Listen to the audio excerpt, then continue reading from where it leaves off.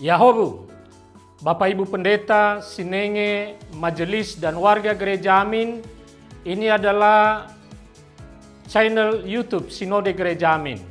Karena itu, bagi yang mencintai Gereja Amin, tontonlah, subscribe, like, dan bagikan.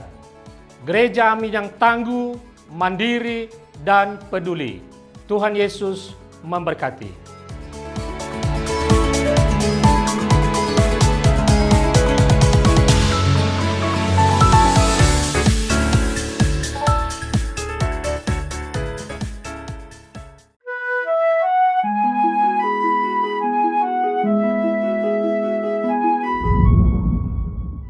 Sahabat YKB yang dikasihi Tuhan, salam sejahtera untuk kita semua. Senang dapat kembali menyapa saudara dalam acara Wasiat Kekal, berupa renungan firman Tuhan yang memandu kehidupan kita. Saya Pendeta Yesi Irawan dari GKI Kayu Putih, Jakarta. Renungan kita hari ini, Sabtu 18 April 2026, ditulis oleh Pendeta Yoce Handrikaru dari GKI Kebonjati Bandung dengan judul Tanpa Pamrih, yang dilandaskan pada Injil Lukas 14 ayat 12-14. Dan nas yang akan menjadi pusat perenungan kita adalah Lukas 14 ayat 13-14a. Sebelum membaca Alkitab dan merenungkan firman Tuhan, mari kita berdoa. Bapa di dalam surga, kami datang kepadamu, kami mohon pertolongan Tuhan ketika kami akan merenungkan firman Tuhan. Biarlah Engkau membuka mata batin kami, agar kami juga dapat memahami firman Tuhan, dan firman ini meresap di dalam kehidupan kami, bertumbuh subur dan juga menghasilkan buah. Berfirmanlah ya Roh Kudus, kami siap untuk mendengarkan. Dalam nama Bapa, Putra, dan Roh Kudus kami berdoa. Amin.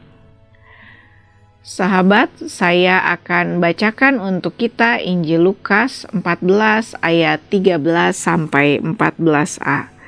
Tetapi apabila engkau mengadakan perjamuan, undanglah orang-orang miskin, orang-orang cacat, orang-orang lumpuh, dan orang-orang buta.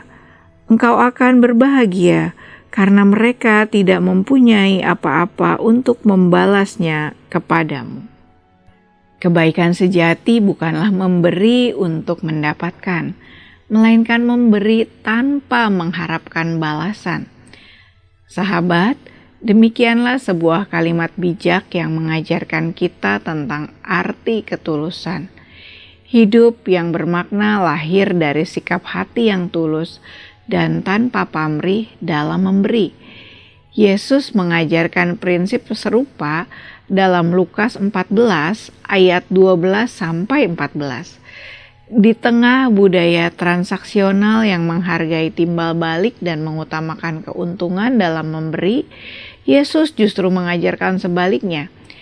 Ia menegaskan bahwa kebaikan sejati adalah ketika kita dapat tetap memberi dengan tulus kepada mereka yang tidak dapat membalas kebaikan kita.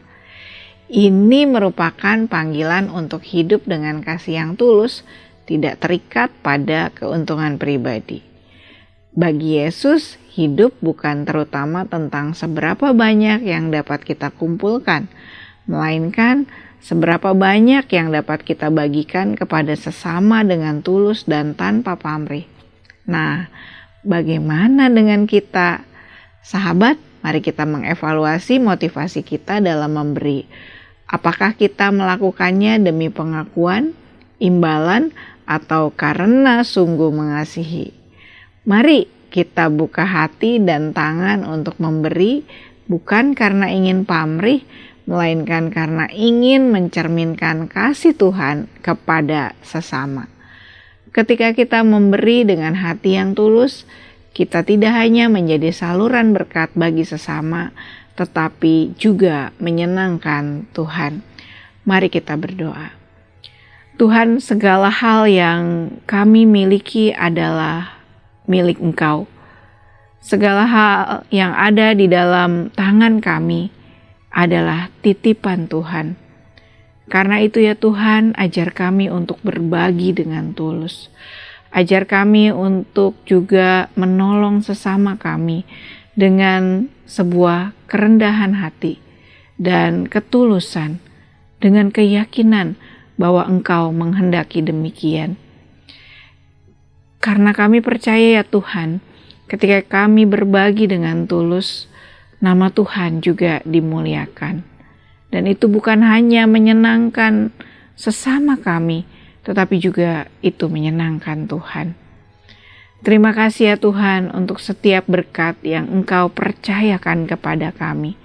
Dan kami percaya juga ya Tuhan, bahwa berkat ini akan terus Engkau pakai juga untuk dapat menolong sesama kami melalui kehadiran kami dan bantuan yang kami berikan. Terima kasih ya Tuhan untuk kasih setiamu, untuk pertolonganmu yang selalu ada di dalam hidup kami. Di dalam nama Tuhan Yesus kami berdoa. Amin. Sahabat, demikian renungan kita hari ini.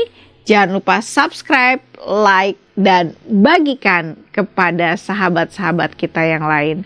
Tuhan memberkati.